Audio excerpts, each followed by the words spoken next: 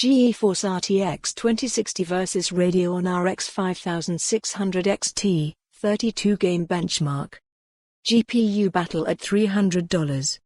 Today we're comparing Nvidia's GeForce RTX 2060 and AMD's Radeon RX 5600 XT head-to-head in over 30 games at two resolutions, 1080p and 1440p.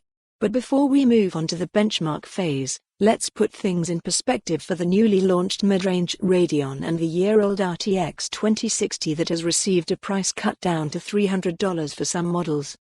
It's been a month since our initial 5600 XT review, and it's fair to say we weren't blown away by the new sub-$300 Radeon. Wrapping up that review, we said the Radeon RX 5600 XT is a respectable product that has pushed for lower prices and better performance at $300.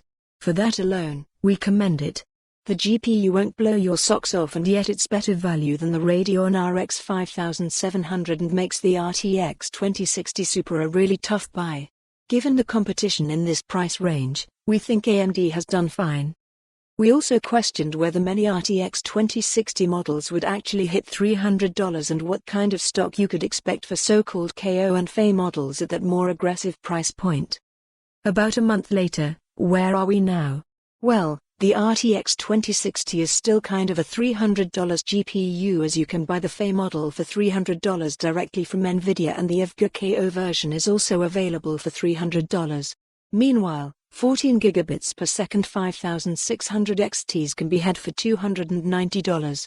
That makes the RTX 2060 just 4% more expensive for the FE version, or about 10% more when comparing most AIB models. In some regions 2060 FE KO models are not available, making the GeForce option a little more costly. But price is only part of the equation. There's obviously the performance aspect, which we'll look at in a moment, and then there's drivers. After seeing numerous user reports of AMD driver issues, we ranted about it recently, and the reports have kept coming. Drivers with these Navi GPUs is unfortunately another factor that needs to be considered.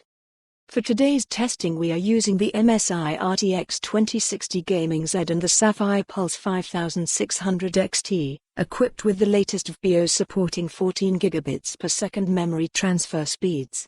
Powering our GPU test rig is the Core i9 9900K overclocked to 5 GHz with 16 GB of DDR4 3400 memory. As usual, rather than covering each of the 32 game benchmarks, we'll look at a dozen closely and then jump into performance breakdown graphs. Benchmarks. First up, we have Assassin's Creed Odyssey, and here the 5600 XT just nudges ahead of the RTX 2060 at both tested resolutions, offering 5% more performance at 1080p and just a single extra frame at 1440p. You can safely call this identical performance.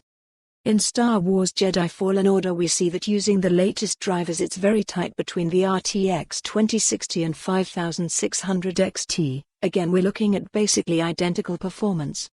The Outer Worlds almost always favors Nvidia hardware. For more on this story, visit the news article link.